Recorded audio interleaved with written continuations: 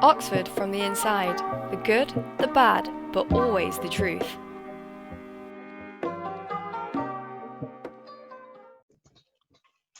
Hi, I'm Abbie. Hi, I'm Mary. Welcome to episode 9 of Oxford from the Inside. The good, the bad, but always the truth. Today we are joined by Sean, Effie and Cara. Would you guys like to introduce yourselves? Yeah, hi. My name is Sean. I'm a first year studying PPE, which is philosophy, politics, and economics at Mansfield College. And I'd say my favorite thing about Oxford is probably the people I've met, especially like in my college and like in the ACS. Very down to earth, just a good time, good vibes, especially in an environment like Oxford. I'm Effie. I'm going into my second year of classics at Corpus Christi College. I'd say my favorite thing about Oxford is probably the people as well. Sean kind of stole my bit, but I'll let him. Hi, my name is Cara. I'm a first year going to second year. I study English at Somerville. I'm not gonna say the people was my favorite thing about Oxford. I think my college bar, and it's a social place. You can just talk to anyone like all the time. It's quite nice. It's rare to hear people that like the terrace, but that's good that we're getting representation, Cara. Oh, that's great. Thank you so much, guys, for coming on to the podcast. So today we will be talking about the Oxford African and Caribbean Society, or in short, the Oxford ACS. So I thought I would just start this off for people who are not sure about what the Oxford ACS is. Sean, do you want to just sort of give us sort of a rundown about what the society is? Yeah, so objectively, we are the best society in Oxford. Um, Basically, what we do is we try to empower and students of African and Caribbean heritage at the University of Oxford. It's kind of like a safe space for them as well, because obviously when you come to Oxford, it's a different type of culture that you have to get used to, and it's good for us to kind of just step back a bit and have our own space to celebrate our culture, our heritage, the things we like, etc. But also, even though it's the African and Caribbean Society, we're very inclusive. So most of our events, anyone can come through to just experience a good time or actually learn about African or Caribbean culture.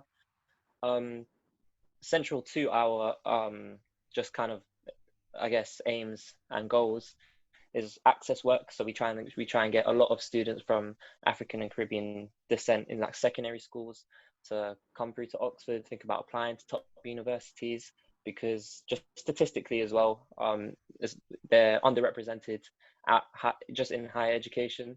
So that's definitely another central thing we do. But we also just make sure that our students and our members just have a good time, really.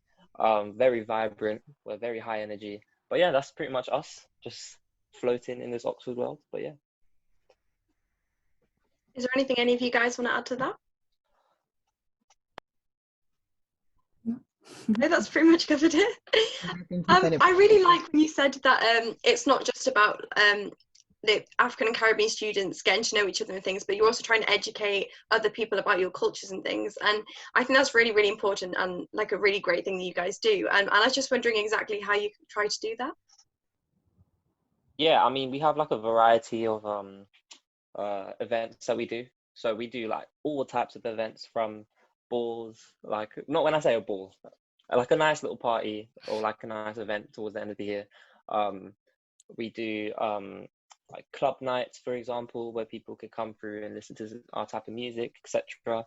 And also we do have like very like serious events where we have like intellectual discussion around some of the problems facing our communities, as well as literally just inviting anyone to come through to our events, like just the little things like, playing Caribbean music, playing like different types of African music at events, hopefully giving out some African snacks, Caribbean snacks. And I think this year we're going to try and take the initiative to educate more on, in particular, like Black British history, because just I guess in like the mainstream media and just in general, it's kind of like out of everyone's consciousness. Not many people know about it. So that's, I think, in terms of like educating, that's our kind of like, that's kind of a central goal this year that we're trying to take on. But in the past, like we've done it all. Like we also hold a really big Black History Month event which is quite a flagship event that everyone comes through to. And it's not even just about educating. We get like, well, last year the old committee got like dancers and performers and stuff of African and Caribbean descent. So literally, if it's African or Caribbean, like we'll do it. We'll try and do our best to implement it. But that's all down to to our team and like the great like people on it, such as Cara, events officer, Effie's vice president. So yeah. And that's like amazing, and I think it is, especially with like the current situation, like it's really important to like educate people, and I think also like doing like access schemes is also really important. And I was just wondering, you did mention previously how that you have different schemes with like high schools and stuff, and I was just wondering, Cara, I know you do a lot with access, sort of what schemes and initiatives do the society have to help African and Caribbean students? Well, I think first of all, with our social medias like YouTube and things, we try and do like tours and vlogs of our days to kind of familiarize them on like a less formal basis and kind of show them like what a day in our life would be. Recently doing like live Q&As, subject Q&As with ACS. Those are good, they're like subject based. And that's the opportunity to just kind of like interact and ask as many questions as you can. Usually we'd have like visions, for example, over Easter and summer, where we'd go into different schools across London. Unfortunately, again, Corona kind of got in the way of that one, but that's a really successful scheme. Yeah, we have large conferences in summer as well. ACS Access are just really on top of trying to get everyone involved and trying to educate as much as possible. And the senior access officers and the junior team do like a really amazing job. So we do formal and informal kind of workshops, Q&As, things like that. Yeah, I mean, like, that's so good. And I also saw, like, I was reading your website actually, and I know you work closely with the University Outreach and Access Department, which is also really good. I was thinking, sort of in terms of when you're a student and you've gotten into Oxford, I was just wondering, like, Effie, would you be able to sort of give a rundown of how a student might go about joining the society? You literally just come to some of our events. I'd say is a great first step. We do a lot of like societal and welfare events just because, you know, uni's so intense like all the time. And I personally find that like when I went to the ACS events in my first year, it was just so like calming to have this environment where like people knew the kind of stuff I knew, like when I'm in London and when I'm home. So I'd say a great first step is coming to an event, getting to know the people, and then we send around like a sign up sheet basically, and then you pay for the membership, not that expensive. And yeah, then you're an ACS member, get your name on your puffer, everything. That's really cool. It's really good that it's so like accessible and easy to join the society, and I think that's really important for a society. And from what you guys have been saying, like it seems like you've got a really good community feel in your society, which is really important. And I was just thinking, I've seen that you've got like a lot of like transferable things for like careers in the future along with the society. So the things like meet the sponsors days and like ACS Women's Network. And I was just wondering if one of you wanted to sort of expand on that, give a little bit more information on it. Yeah, in terms of careers, we also like you've hit the nail on the head. We actually try and make sure that our members have the opportunity to like aspire, to achieve pretty much. So we're thankful because the people who came before us have gone on to do very like successful things, are very successful in their own right. For example, like the YouTuber like V, Oxford YouTuber, like, you know, she's great. She's doing a lot of great things, and she's just one of the many examples of like our past members who have gone on and are achieving great things. So I think with what we try and do is with our sponsors, we try and get them involved to directly like network with our members. So then obviously when you build the relationships and then you're applying for like sort of schemes here and there, you already kind of have a foot in the door in a sense. Obviously you still have to do a lot more. Like we're not just doing some backwards, like back alley kind of trade deal with the corporate sponsors, but yeah, it's good because I think it's all about equal opportunity. So it's trying to get our members the actual opportunity to meet some of these people Whereas if in like secondary school, or just because like, you can come from like a disadvantaged background, like, coming from a state comprehensive like I did myself, I didn't really have the opportunities to meet corporate sponsors like that. So it's a good thing that we try and do. And then with our women's network, again, we just try and like tailor the communication between our sponsors and the type of events they have to our members. So yeah, and we just kind of we're like the middleman pretty much, and we make it really easier, because obviously now sponsors realize that it's good to have kind of diverse cohort, and we have the diverse cohort of very talented, extremely smart people. So we just try and like, connect them really, and it's gonna work. It's working well, and this year we're gonna try and diversify as well. So it's not just a corporate type of roles, like, going into things like media, etc. We have big plans, so hopefully they are we can pull them off. Yeah, I think it's really important, because people think that as soon as you get to Oxford, you have your life together and that you've got that support network that'll just guide you straight to a great career. And it's just really not the case. So to have that support there, especially like from your peers and from people who have been at the university, like ACS alumni and things, I think that's like a really, really nice thing to have. And have you got any other initiatives of any kind that you'd like to see like implemented this year with the ACS? Any other initiatives? I think that we're trying to get, like I said, diversifying sponsors is a big thing, because I think that just on a general point, a sad reality is that like you obviously have a lot of talent and a lot of like intellectual capability when you come to Oxford, but the only people that kind of suck them up are like the corporate jobs. But then you have to think about, well, what if that talent and those like kind of intellectual capabilities went to other kind of sectors of like just the economy, the world, etc., to actually make a difference and stuff. So we're trying to look into that. It's easier said than done, but like I said, diversifying the opportunities for our members rather than the typical corporate jobs you see, like law, consulting, investment banking, that type of stuff. We're trying to look into that. So yeah, I mean, it's very early stages, so hopefully it comes together. But yeah, that's basically it. That's really good, because I think there is such a culture of you go to Oxford and then you carry on to your PhD, or you go into consulting or investment banking. And so I think to like broaden the horizons and give some more options is like super important for everybody, but especially like the ACS members. That's really, really great to see. And are there any changes you'd like to see to the society or how or in the university for ACS students? Because I suppose that is like quite a topical thing at the moment. Just wondered if you wanted to talk a bit about that. I think Effie, you should maybe talk about that. I don't mind.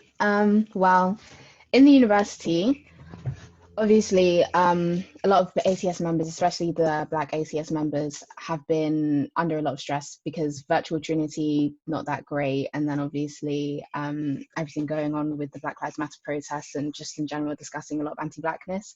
And I feel like a lot of people, what they don't realize when you're not Black is that people discussing your identity and almost like disagreeing with like your existence and your worth in the first place is a very traumatic experience. And we've been in conversations like individually with our colleges, like not even representing the ACS, but also the past committee has also been in contact with the university about getting Black counsellors for students, and also just implementing a lot more like welfare for us, because it's quite a specific demand. So that's one thing that we've had conversations with the university about, and currently we're just waiting for them to come through on what they've said that they're going to do for us, and I'm putting my faith in them.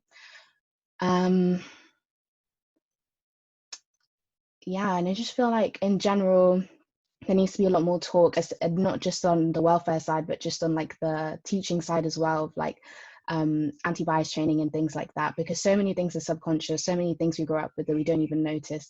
So I just feel like generally like educating each other, educating ourselves, and the university making sure they contribute to that as well.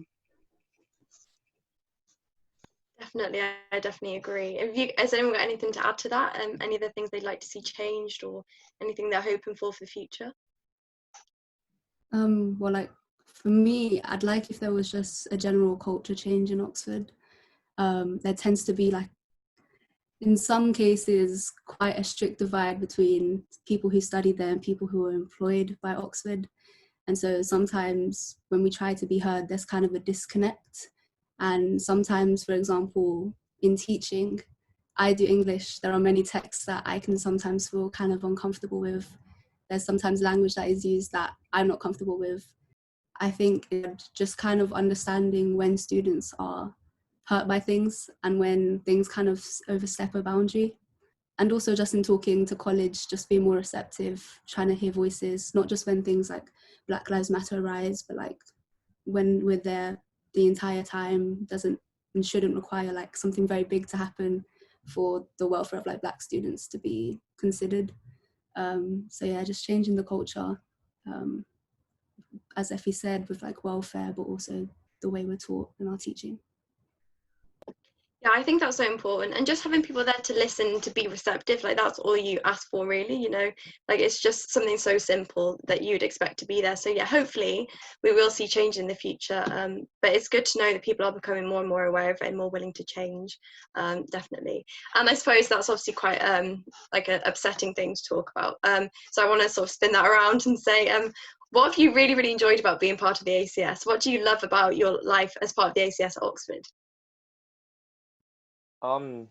I think, well, for me, because like I think you can break down your Oxford experience into two parts. So you have your college experience, and then you have your outer college experience.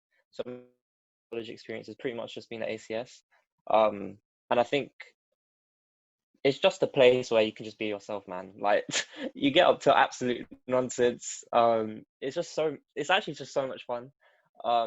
Like for example, the first thing that popped into my brain is that we all went Nando's once, and then in the car park opposite, we all had a race, just run and see who's the fastest. It's like little like dumb things like that, I think, which people don't really expect the stereotypical Oxford kind of experience to be. But like we kind of just redefine what it means to be an Oxford student, really. And I think that's just a beautiful thing. I think it kind of latches onto the people aspect, but I think it's just the social, like just having friends who like understand your background and how you were raised, and you understand how they were raised. It's quite a fun thing to have. Anyone else got anything they love about Oxford, about their time with ACS? I'd say the reason I love the ACS is just because it definitely feels like a family. Like any problem you'd have, like even in lockdown when everything was just basically going terribly, we were all like in the ACS members Facebook group, like sending inspirational things, like funny things, just like trying to brighten each other up and encourage each other. And like no matter like what you're going through, there's always going to be a support system there. And that's one of the things that I've really appreciated with the past committee, and one of the things I'm really looking forward to like keeping and developing in our current committee. Very nice. Oh, is there anything else anybody else wants to add? Yeah, just to kind of build on what Effie said, it's definitely very much a family. Like it's not just a society, in a sense that we don't only see each other, for example, at like events. Like we just genuinely enjoy each other's company. So like we'll meet up outside of socials, we'll meet outside of like Oxford, which is really nice. But I guess to add something different, like the variety of events we put on, like some of them are more welfare, as we talked about, some of them are more careers focused. Some of them can be just more of us sitting down and just genuinely talking to each other, like when we have Ox chats, where like I think it was mentioned before, we just bring up like hot topics in Oxford or something like that, talk, and people share stories and laugh, and then we're able to have like clubbing, for example. Like there's just so much we do. It's just very fan based. So what's your favourite memory as part of the ACS and an ACS event? Is there something that sticks out as like, wow, that was a lot of fun, or that was just really nice? Might be tricky to pick out one, to be fair. It sounds so great, but if you can think of any, maybe a few if you want. I think my favorite memory was Take Me Out, because all three of us were there. I was actually one of the Sean, don't put your head down. I was one of the mystery girls. And it was just really fun. Like it was so hilarious. Everything was really like, it was just so casual. Like there was no pressure to do anything. Like it's just every ACS event is like that, but Take Me Out was particularly comical. Sean, talk more about Take Me Out, please. What was No, your I was very experience? successful with the girl them and Take Me Out in it. But anyways, we'll move on. So Sean actually didn't get chosen, and I had to pop Sean's balloon because he was getting cheeky to my best friend. That's why he put his head down in shame. But he's learned his lesson now, so No, it's fine. it was a fun time though. Like honestly, like you wouldn't get that elsewhere. I think for me it was probably the Christmas social, where like we all kind of just like we all started like dancing and vibing because we've got very like musically talented people in the ACS. I can't say I'm one of them, but it's fine. You know, I'm there to take it in. But for the Christmas social, that was good fun because people would just play on the keyboard, started singing Christmas carols, but we put a little African and Caribbean twist on it. Like it was just fun, really, just spontaneous. Can you pick a memory, Cara, or they all been great? Actually quite hard, but like I liked two of them in particular. Like the first meet and eat was essentially where we all got together. We were all just talking because we met each other for the first time, and like it was really relaxed and everyone was so nice. Cheesecake and chats, like the Ox chat, I thought that was so funny. Everyone was just telling stories, everyone was busting jokes, we were all just laughing. It was a really good set because it was one of the earlier events, so it really set the tone for like the year. And no, yeah, it was just a really good time. Sounds really, really nice. I remember, so I was on the Target Schools Committee last year, and the ACS did a day with us. And I remember the ACS members coming in, and I've literally never seen such like a vibrant community, and they were all like cracking jokes, so friendly and energetic. And I was like, it must just be such a nice community to be part of. Like even from the outside, like it looks so much fun, like such a nice thing to be part of. So yeah, you guys do a really, really great job. I don't know if Abbie, you have any like last questions that you want to ask? I was just thinking, if you had to give one piece of like crucial advice to a prospective student coming up to Oxford, like what would that piece of advice be? I think my main piece of advice would be to believe in yourself. Because I feel like a lot of the misconception around Oxford is that it's just so formal and that you have to be like a specific kind of student. And I remember in my favorite interview, which is actually my tutor now, she's the one that did my interview, and it's not even who I interviewed. It was just so casual, and she just told me to speak about this random poem, and then I just had a great time talking about it. So I think, yeah, my main piece of advice is just to believe in yourself. You love your subject, and all you've got to do is display your love and your passion, and basically the thirst to like know more to your tutor, and just don't be scared because Oxford is really what you make it. So you have to believe in yourself and make your own mark. That's really good, yeah. Sean or Cara, do you have any piece of advice for our students? Yeah, I'd say like obviously just build on top of what Effie said, definitely apply. Like obviously you have 5 choices if you live in the UK, obviously, so just put one of them down and just try your best. But at the same time, like if it doesn't work out, like Oxford really isn't the be all and end all. There's like I know so many people at different universities having fun, doing their thing, being successful. So I think it's good because that kind of Oxford prestige is, when I say dying out, it's not that elitism in terms of like if you only go to Oxford then that's the only way you'll do well in life. Like that's dying out. Any university you go to, you'll be fine. Like Oxford's a very good university, but at the end of the day, it isn't for everyone.